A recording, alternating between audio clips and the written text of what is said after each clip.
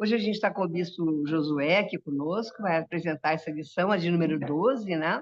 Ele mandou vários recadinhos para nós essa semana e a gente foi também se envolvendo com as propostas que ele foi fazendo para a gente.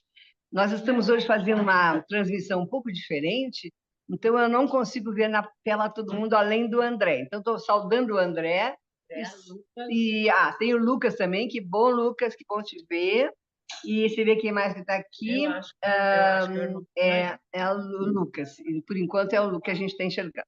Vou passar a palavra. Aqui no presencial a gente tem a Darlene, a Luciana, o Rui, a Niceia, que está junto conosco novamente, não é a Cíntia, e a Ivonete e eu. Então, a gente está hoje, assim, uns 8, 10 pessoas, isso está muito bom. Não é? Vou passar a palavra para o bispo Josué, que vai trabalhar conosco, então, o tema de hoje, da lição número 12. Tá bom?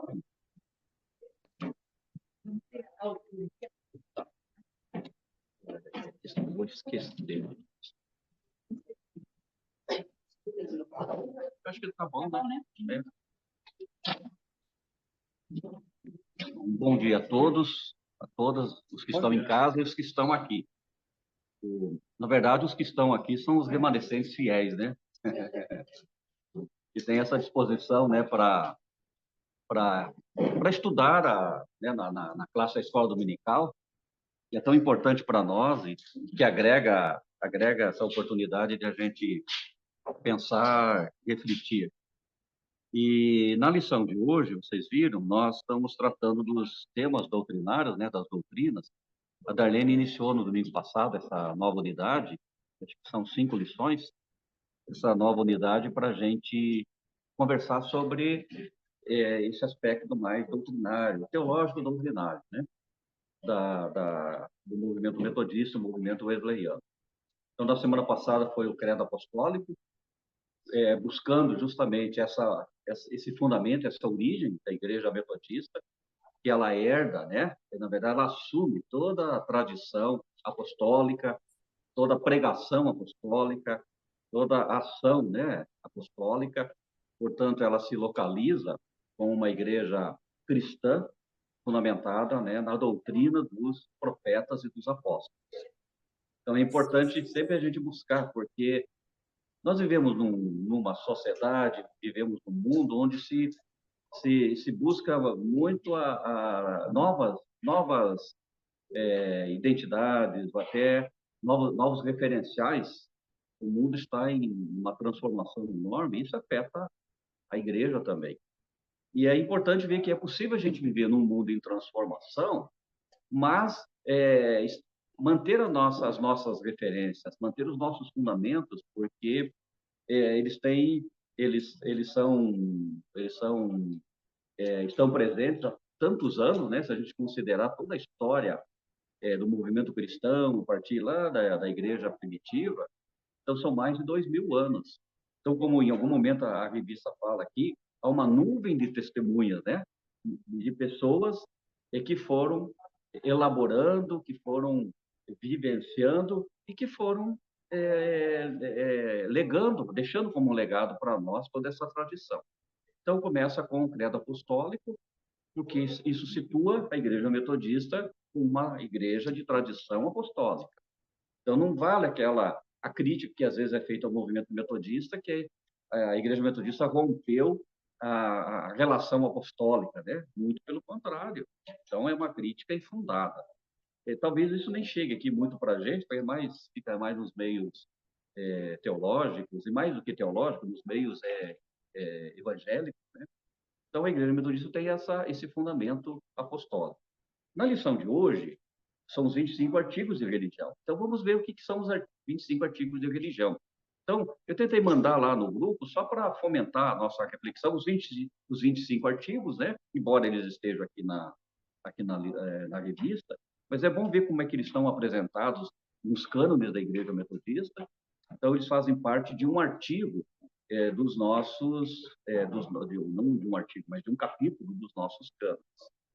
E destacam bem todo esse fundamento, né, apostólico, o fundamento da tradição, os 25 artigos de religião, e o fundamento bíblico-teológico a partir dos comentários de John Wesley e também dos sermões de John Wesley. Então, aí nós vamos ter os 3 fundamentos principais: os apóstolos, o movimento de reforma e a experiência cristã a partir do conhecimento e também do todo o trabalho teológico, doutrinário, elaborado por João Wesley. Então, são as 3 bases, né, que nós temos que fundamentam ou que nos ajudam a estabelecer, então, as nossas doutrinas. Aí eu mandei aquele desenho lá, aquela ilustração do quadrilátero wesleyano, porque isso é muito importante. E assim, nós temos pessoas na igreja que nunca tiveram acesso ao quadrilátero, né? O que diz ali o quadrilátero? Ele mostra justamente como que se dá a compreensão, a nossa compreensão acerca de Deus, acerca da revelação de Deus. Então, ali é a tradição, é a criação, né? É a razão, é a experiência. São os quatro pontos desse quadrilátero, tendo a Bíblia como núcleo central. Então, a partir da Bíblia, nós vamos ter como é que a gente pode compreender a Deus, como é que a gente pode compreender a vida, como é que a gente pode compreender os nossos referenciais bíblico-teológicos. Não é só pegando a Bíblia, como muitas pessoas dizem, vamos pegar a Bíblia e ler. Não, não é assim. Nós temos um conjunto, nós temos a Bíblia, mas nós vamos ler a Bíblia, entender a Bíblia a partir do quê? Da razão, porque temos uma cabeça para pensar, para refletir, para discernir. Nós temos a criação também revela Deus, a criação ensina sobre Deus. Nós temos a tradição, que é essa nuvem de testemunhas, né, que vem desde os apóstolos, depois os pais da igreja, e todo o movimento que foi forjando a igreja cristã, que depois ela se delineou em vertentes. A igreja cristã numa perspectiva católica e a igreja cristã numa perspectiva protestante, reformada, evangélica, e depois vão surgindo outros movimentos, né? Pentecostais, neopentecostais e assim por diante. Então, isso é importante a gente fazer essa... E também a experiência, né? E aí John Wesley colocava a experiência como importante.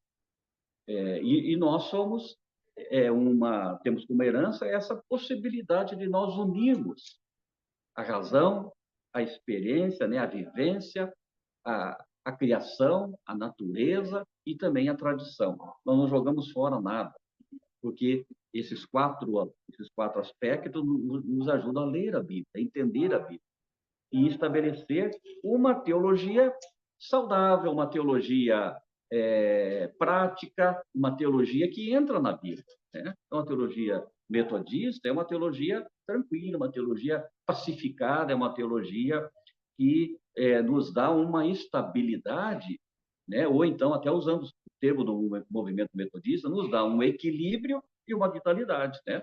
Para a gente seguir a vida cristã. Então, a revista, além de tudo que já trouxe, né, nas lições anteriores, eu acredito que está sendo uma revista com, assim, está recheada de conteúdo e de possibilidades, porque traz para nós, eu acho que para quem está preparando para dar aula, abre muitos leques, né? Abre muitos leques e a gente vai completando, complementando. E com isso a gente pode agregar muitos outros elementos. E aí eu pensei, então, da gente começar, eu mandei lá um esboço, porque naquele material lá que eu mandei dos artigos de religião, fica bem evidenciado ali o que orienta a tradição wesleyana, a tradição doutrinária metodista. Credo apostólico, os 25 artigos de religião e os sermões de Wesley e os comentários de Wesley, que inclusive estão nessa Bíblia aqui, né? Nessa Bíblia nós temos os comentários. E os sermões, para quem quiser, né? Os sermões são dois volumes, né? Eu nem sei como é que está agora em termos de impresso. Hoje encontra aí tudo virtualmente, né? Bom, então a gente podemos introduzir os 25 artigos de religião. Até eu fiz lá um convite para quem pudesse para fazer a introdução dos blocos, né? Então a Ivonete, ela preparou, mas ficou presa aqui. Está presa aqui no equipamento. Aí a Ivonete ficou com o primeiro, A Darlene com o segundo, com o terceiro. Tá. Então, a gente não podíamos começar, porque a ideia era assim, a gente introduzir um pouco, porque os 25 artigos de religião, eles podem ser divididos em dois. Normalmente são divididos em dois, né? Do 1 até o 8, primeiro bloco, e do 9 em diante. O professor Gaile costumava fazer um pouco mais essa divisão que está posta aqui. O professor Gaile foi um estudioso do metodismo, professor na Faculdade de Teologia, escreveu vários livros, e ele tinha essa perspectiva bem didática, né? Ele que trouxe a questão do quadrilátero. Então, ele vai fazendo bem esse trabalho bem didático. Eu tive o privilégio de ter tido aula com ele, né? Eu estava lá na Faculdade de Teologia, e assistir uma aula do professor Gaile era aprender, né? E ele dava aula sem anotação, né? Era tudo da cabeça dele, estava tudo gravado na. Só vivia isso, né? Só vivia isso. Então, ele falava assim, brincando, e eram aulas. Quem tivesse paciência para prestar atenção, aprendia muito, né? Ele falava no mesmo tom, né? Ele falava sempre no mesmo tom.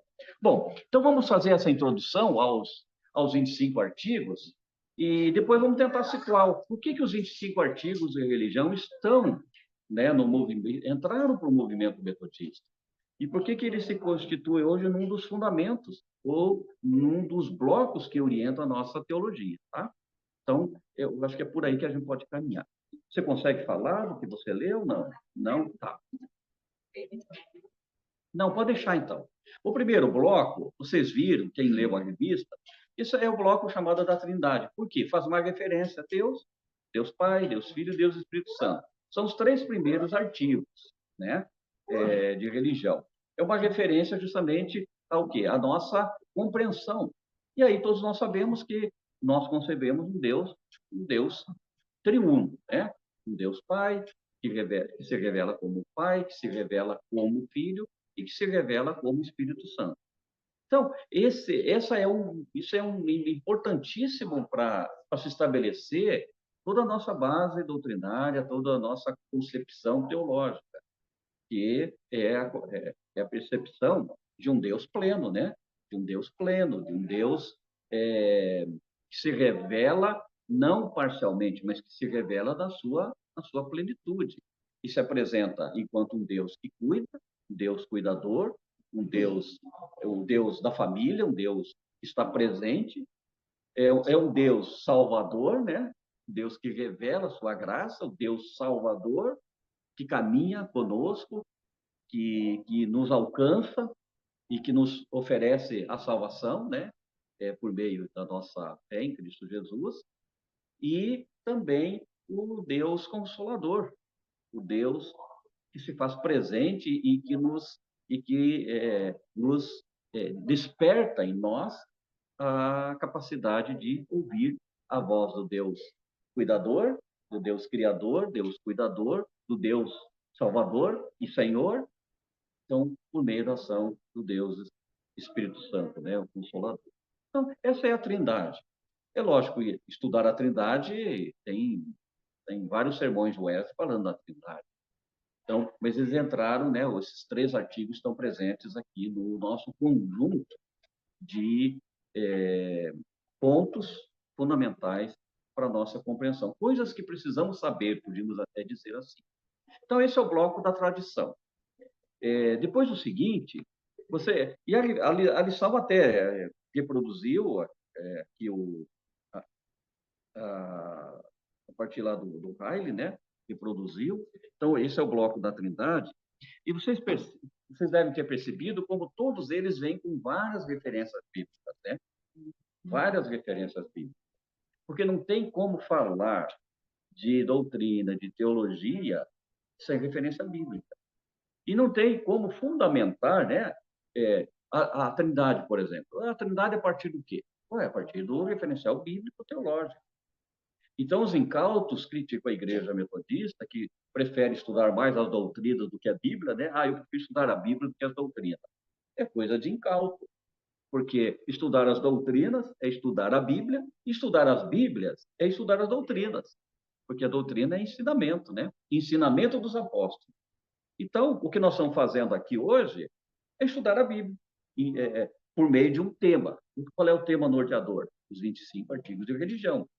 Mas se a gente for ler toda essa quantidade de textos bíblicos indicados, nós vamos percorrer a Bíblia como um todo e estaremos estudando vários textos, né, da Bíblia. Então, a crítica dos incautos não serve.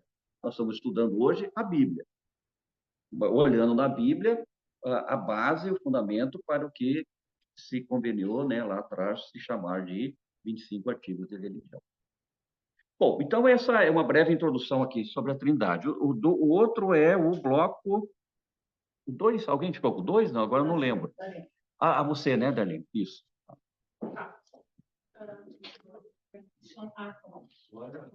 Bom, então... Está modernizando aí. Logo vai ter um robôzinho aqui. Tá bom. Bom, então, o bloco das Escrituras tem 2 artigos, né? O primeiro fala da suficiência das Escrituras, redundando aí em cima do que o professor acabou de falar já, né? Então, a Bíblia enfatiza assim, né? É suficiente, contém tudo o que precisamos e é a única regra de fé. Então, o primeiro artigo a respeito disso coloca essas 3 posturas. Então, é suficiente, contém tudo o que precisamos, né? É quase a mesma coisa, e é a única regra de fé. No texto mesmo integral do artigo número 5, né, dos artigos de religião, ainda tem uma ênfase que afirma assim: o que não houver, o que não estiver nas Escrituras, não deve ser exigido. Que eu achei uma coisa interessante aí para a gente lembrar, quer dizer, se não está na Bíblia, não deve ser exigido de ninguém, né? A revista, em seguida, para o artigo 6º, que elenca todos os livros, né? Quais são, aliás, desculpem, ainda nesse artigo número 5, vai citando todos os livros da Bíblia, né? Então, repete o que é o cânon para a Igreja Metodista, né? Cânon no sentido de quais são os livros que compõem a Bíblia e quais são aqueles que a gente chama, então, de apócrifos, que são reconhecidos como livros sagrados para outras denominações, mas não na Igreja Metodista, né? Então, cita todos os livros ali. No artigo 6º, então, é uma ênfase especial à questão do significado do Antigo Testamento. E eu me lembrei aqui de uma época em que os gideões, né, trabalhavam muito distribuindo... O que Gideão dividia? No Novo Testamento. Novo Testamento, sempre, né? E, então, havia um movimento muito forte dos biblistas, né, que trabalhavam na faculdade de teologia, especialmente, acho que na sua época também, e tudo isso, no sentido de que, não, Bíblia é inteira, Novo Testamento é pedaço de Bíblia. Eu me lembro sempre dessa expressão, né? No sentido de que nós temos, sim... Qual que é o significado do Antigo Testamento? É que a aliança começa lá, né? As promessas que foram feitas, então é isso que até há uma afirmação bem específica aqui na revista sobre isso, a promessa que os profetas fizeram, né? Elas não terminavam ali, elas tinham uma perspectiva de eternidade, né? Portanto, engloba a nova aliança com Jesus Cristo. Então, tem essa perspectiva que une definitivamente o Antigo Testamento e o Novo Testamento. Além disso, o texto do artigo cita o seguinte, deixa eu ver onde é que eu anotei aqui, mas eu volto lá, então, para ler. Não se deve dar ouvido às pessoas que dizem que os patriarcas tinham em vista somente promessas transitórias. Embora a lei dada por Deus a Moisés, quanto a cerimônias e ritos, não se aplique ao povo cristão, então a gente está liberado das cerimônias e ritos, embora isso, e tampouco os seus preceitos civis devam ser necessariamente aceitos por qualquer governo. Então, os preceitos civis do Antigo Testamento não necessariamente devem ser regra para a organização dos governos. Nenhuma pessoa cristã está isenta de obedecer aos mandamentos chamados morais. Então, o que está contido de mandamentos morais no Antigo Testamento, isso ainda é regra de fé e conduta para o povo metodista. Acho que é isso. Eu anotei aqui de mandamentos morais são 10 mandamentos? todos os outros também. Então, mas o que se refere aos mandamentos morais. É isso o que diz aqui no texto do artigo de religião. Artigo de fé da Igreja Metodista. E isso vai replicar depois no Novo Testamento com a questão da preocupação com os judaizantes, né? Exatamente. Tá? Por quê? Porque aquilo que, assim, os mandamentos que são legais no sentido de as regras, são mais regras, eles não são normativos. Os morais, sim. Eles aqueles que orientam a vida e assim por diante. Então, havia uma preocupação, isso fica evidente, tanto no Antigo Testamento, como no Novo Testamento, quando vem toda aquela discussão que Paulo faz com relação aos judaizantes. A questão da circuncisão, especialmente. Isso, exatamente. Isso, exatamente. Então é por isso. Então, olha como são importantes esses pontos, né, esses aspectos. Porque a gente consegue extrair da Bíblia aquilo que genuinamente vai nos ajudar. E aí não tem como fechar num conjunto. Os 10 mandamentos são mandamentos, são leis ou regras morais, né? Embora tenha até um conteúdo legalista ali, né? Legalista, um conteúdo legalista também. Mas a construção dos 10 mandamentos é mais uma origem para ajudar o povo que chega num lugar estranho, que tem práticas estranhas, a ter um comportamento que agregue a convivência, a proximidade, né? Então, não tem nem como dizer quais são os morais, né? São vários. Mas a gente vai vendo que eles vão se repetindo. Mas eles se resumem, pelo menos, em duas palavras, né? A justiça e o direito de Deus. Então, aquilo que gera a justiça e o direito de Deus são os mandamentos que devem ser preservados, observados. O outro bloco, a Rosa, daí? E só nessa linha que o senhor está falando agora, assim, os 10 mandamentos estão inclusos, os 25 artigos, eles incluem, né? Então, tudo que precisaria estar. Bom, o terceiro bloco, ele discute a questão da salvação. Discute não, ele sistematiza.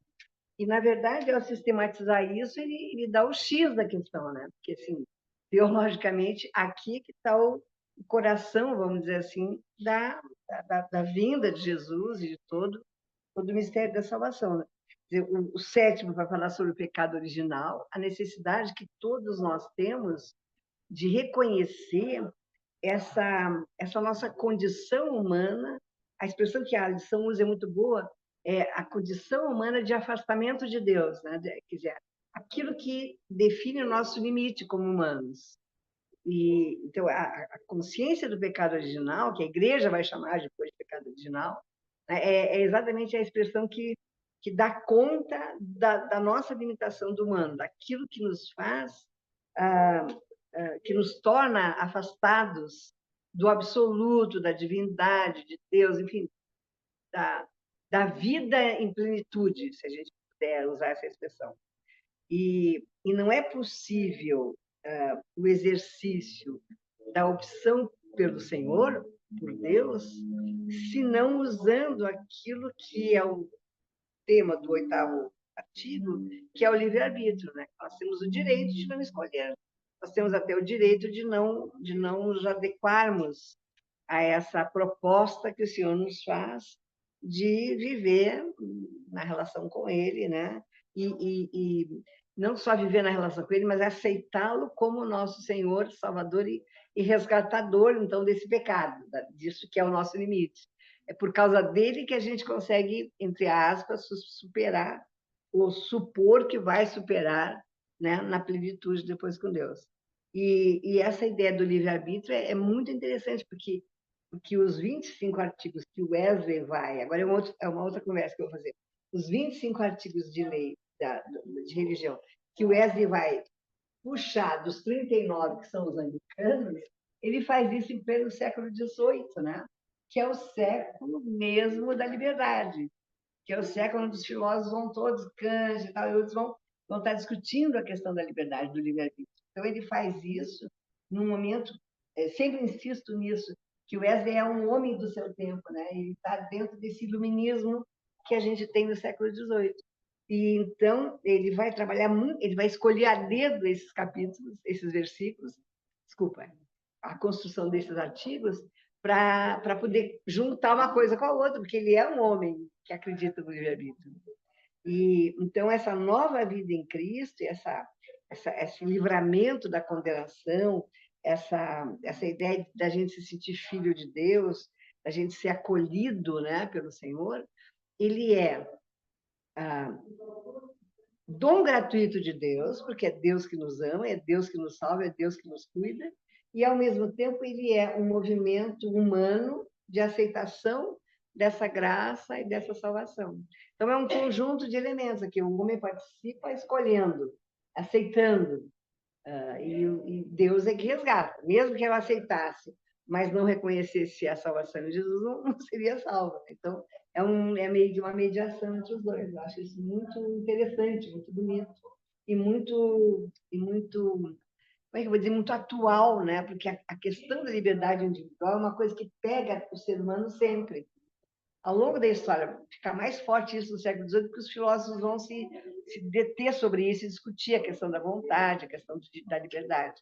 Mas, ao longo de toda a história humana, ter direito de é sempre uma coisa fundamental. Né? Não sei se eu dei contexto. Não, muito bem. A Ivonete não pôde falar, mas com certeza a contribuição que ela está marcada aqui é muito relevante, né? Agradeço, então, a Darlene e a Rosa, que dividiram comigo essa apresentação, fica mais fácil, né? Mas, então, olha que coisa, o que foi dito agora, né? Já comentamos um pouco, fala da Darlene e da Rosa. Então, olha, dos 25 artigos de religião, nós vimos 9.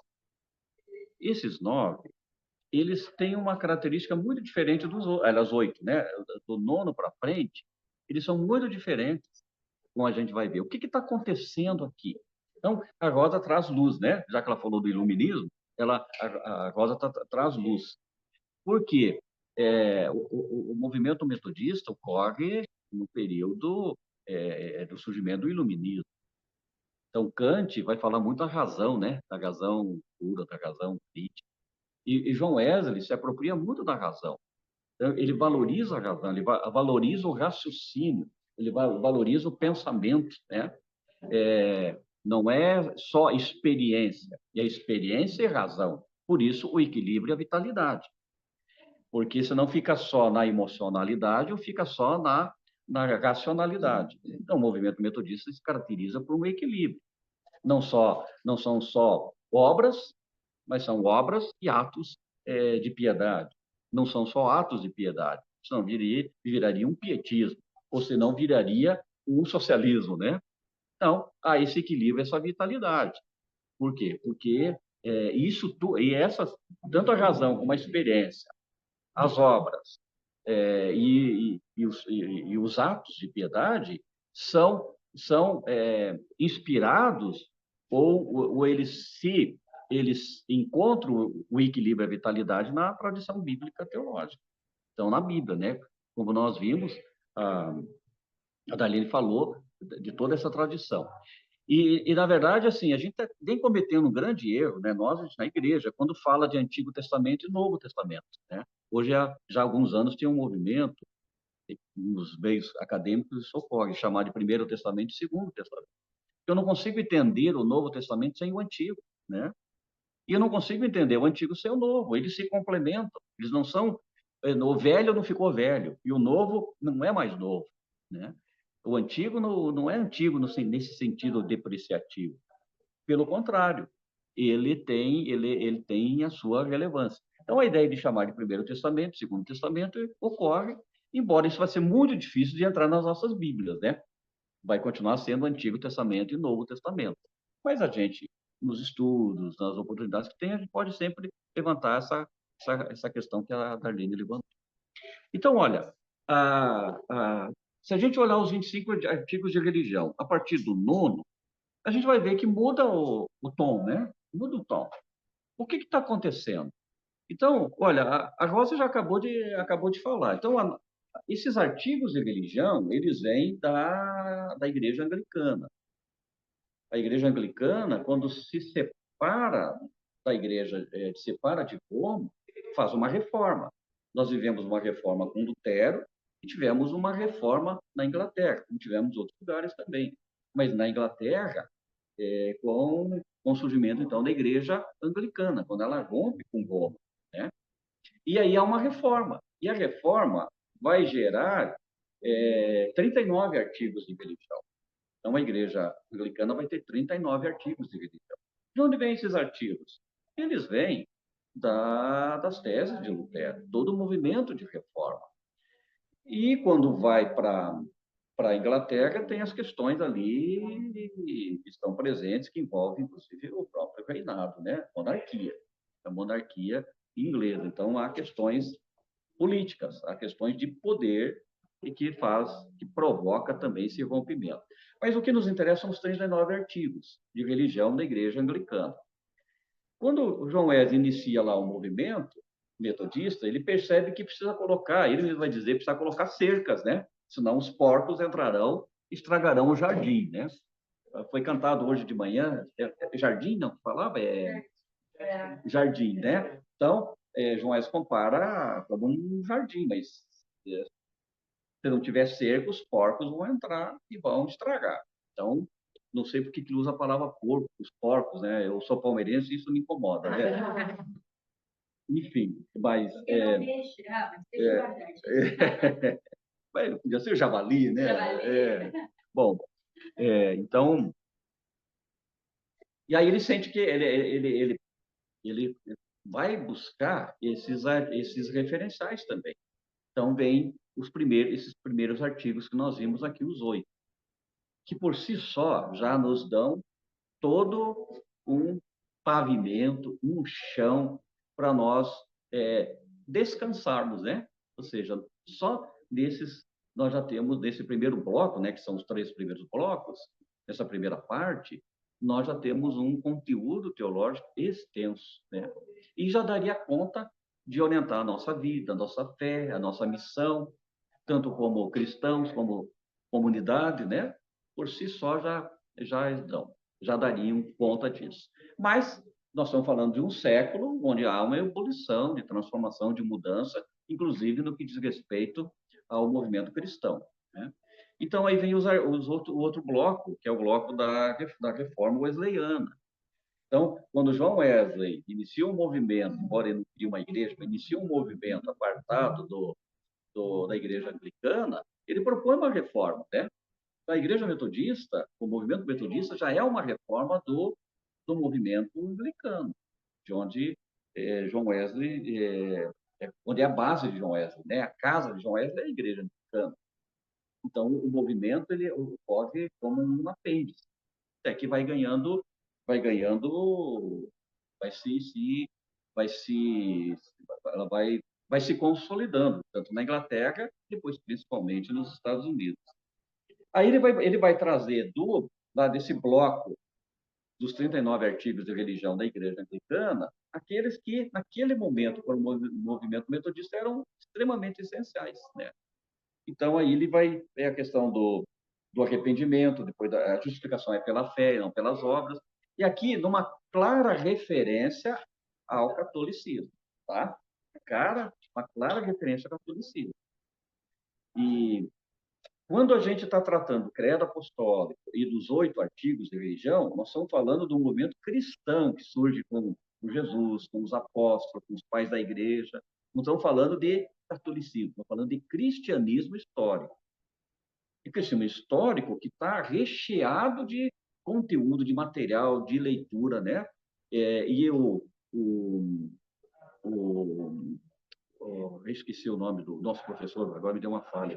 O Edivaldo sempre traz, né? O Edivaldo tem sempre essa perspicácia de trazer. Por quê? Porque nós estamos assentados lá no primeiro século, no segundo, no terceiro, no quarto, no quinto, no sexto, no sétimo, né? Por quê? E para outros também. É onde foi a efervescência da produção da organização das teologias, das doutrinas, e todo o material pedagógico, inclusive, que vão dar sustentabilidade para o movimento cristão, que depois vai se dividir. no catolicismo, no movimento ortodoxo, né? E no protestante, a partir de Lutero e de outros reformadores, como aconteceu na Inglaterra e como aconteceu com John Wesley, quando ele inicia um movimento fora da igreja anglicana, e ele vai trazendo elementos de reforma, então, claramente elementos de reforma. Então, os 8 primeiros, junto com o credo apostólico, nos colocam na tradição apostólica e na tradição cristã dos 15 séculos anteriores. Então, a gente não precisa ter medo disso e isso não nos faz ser católicos, né? Nos faz ser metodistas, cristãos metodistas. E os outros artigos vão fazer justamente essa diferenciação, ou essa ruptura, né? Então, nós somos justificados pela fé em Cristo Jesus, não pelas obras. Então, isso vai ficando bem claro. Isso é a reforma protestante, né? A justificação pela fé, uma das principais teses de Martinho Lutero. O arrependimento depois da justificação, né? Então, ou seja, a justificação ela é importante, mas a justificação ela tem que ser acompanhada de arrependimentos. E arrependimentos que não têm prazo de validade, né? Não é no primeiro ano de conversão, não é no segundo, é para a vida toda. Então, a justificação ela é sempre seguida de arrependimento. O arrependimento evidencia que nós estamos caminhando, né, nós metodistas vamos dizer assim, né, da perfeição cristã, né, na santidade, né, caminho da santidade. Então, nós estamos sempre nos arrependendo. Então, por quê? Porque os atos de arrependimento são importantes. Aí que a igreja é povo, não é hierarquia, né? A igreja é povo. A igreja é o povo organizado, celebrando a Deus, em missão. É o povo organizado. Então, claro que uma referência à forma de ser igreja católica. E depois os erros da reforma, a questão da língua em que o culto deve ser celebrado, né? Na língua na língua que seja a língua nativa, né? A questão do sacramento, como é que se compreende o sacramento, né? Então aí vem da tradição, vem da reforma protestante. Sacramento é batismo e a Santa Ceia. Então são os 2 sacramentos. Como é que se compreende depois a questão dos ministros, né? O casamento dos ministros, que é algo que a Igreja Anglicana também reformou e o movimento metodista vai reafirmar a liberdade, né, para estabelecer a liturgia, ter uma liturgia fixa, muito embora nós tenhamos herdado bem muita perspectiva da liturgia católica, né, e anglicana, na verdade anglicana, mas a anglicana fez pouca reforma na liturgia católica. Então nós copiamos dos anglicanos, não dos católicos. Mas a liturgia ela se diferencia muito pouco. Até porque se a gente vai ler a Bíblia, vai ler os evangelhos, a gente vai ver que há ali toda uma liturgia, né? Então, na verdade, é uma liturgia bíblica teológica, né?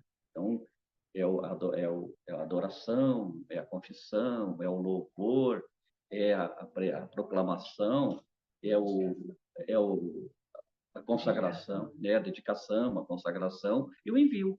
Essa é a liturgia que está na Bíblia, né? Isso é muito característico nos cultos norte-americanos, né? E acho que a gente, por consequência, né? O tempo que eu vivi na Alemanha, eu me surpreendia muito, porque na igreja alemã, por exemplo, não existe liturgia nos cultos, nenhuma. Em várias igrejas, não tem essa liturgia. É um outro formato, né, de organização. Para começar, né, que eu acho que já comentei em algum outro momento com vocês, não tem um momento de confissão e arrependimento. Né? Então, você começa com adoração, né? E depois você tem o momento da comunidade, né? De avisos, de gratidão, de louvor, ele vira esse momento da comunidade, de informes, de essas coisas, né? Depois a leitura, aí segue a leitura do anuário, né? Então, dos salmos e depois do evangelho do dia e tudo isso, tem as leituras que são feitas e depois o sermão e acabou. É mesmo. As bênçãos são lindas porque elas não têm um formato único, né? Cada dia é uma bênção diferente. Então, isso é muito interessante também. Mas acabou, não tem. A luterana não, a luterana segue muito a Igreja Católica ainda, bem mais próximo da liturgia católica também, né? A Igreja Luterana. Isso. Então, eu já discuti uma vez com a ela era bispa, e sobre isso, e ela disse que tem a ver com a história do estabelecimento do metodismo na Alemanha, né? Que sempre foi assim. Diferenciado cultural. Talvez, exatamente. Provavelmente. Porque é tido, do ponto de vista do governo, né, do país, é tido como seita, né, o metodismo, que é a igreja livre. É a igreja livre, não é a igreja oficial, né? Na Alemanha tem a questão do imposto lá, da igreja que vai direto, né? E a igreja metodista não faz parte dessa.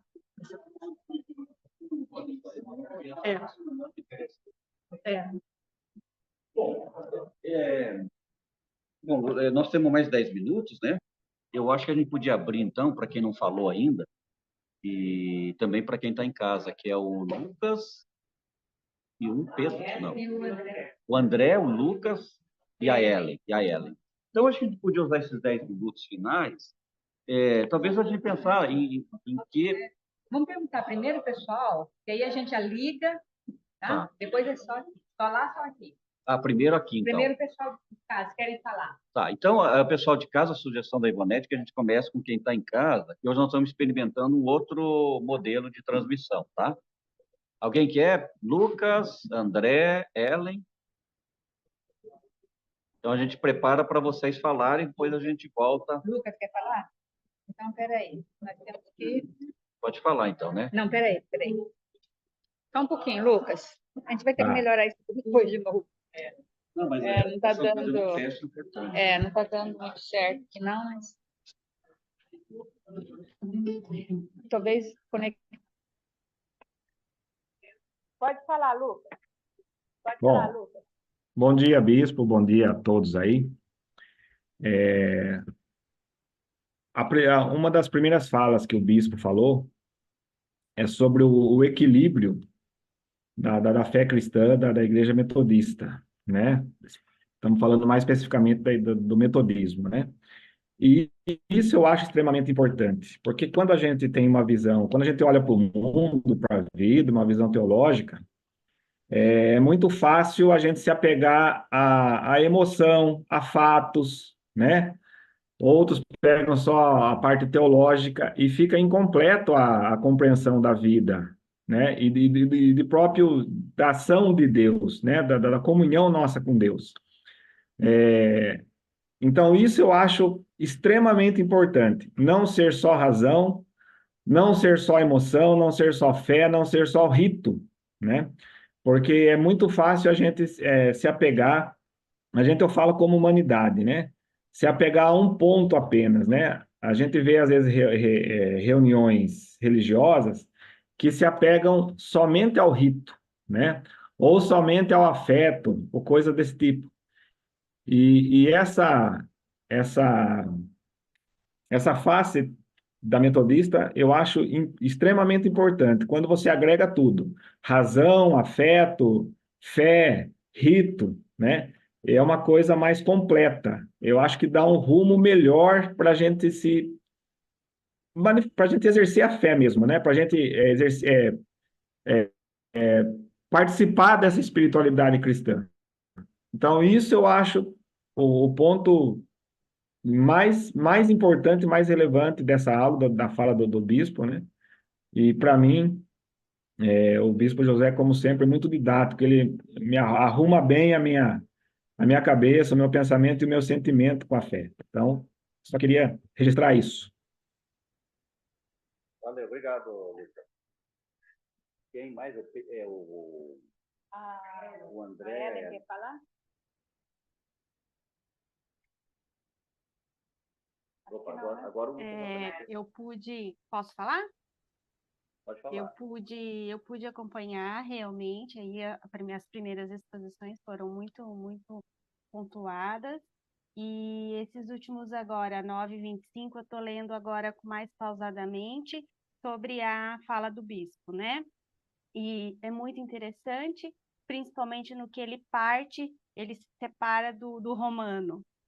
E bem interessante. Então, agradecer que a aula está sendo muito instrutiva.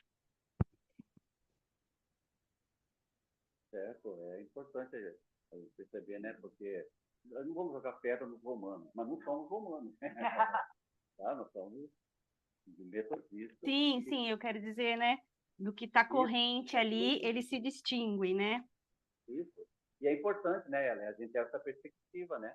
Sim. Fazer bem marcar bem essa questão, né? Porque as pessoas nos criticam injustamente, né? Quando a gente tem aqui, estamos dizendo quem somos e o que pensamos dos outros, né?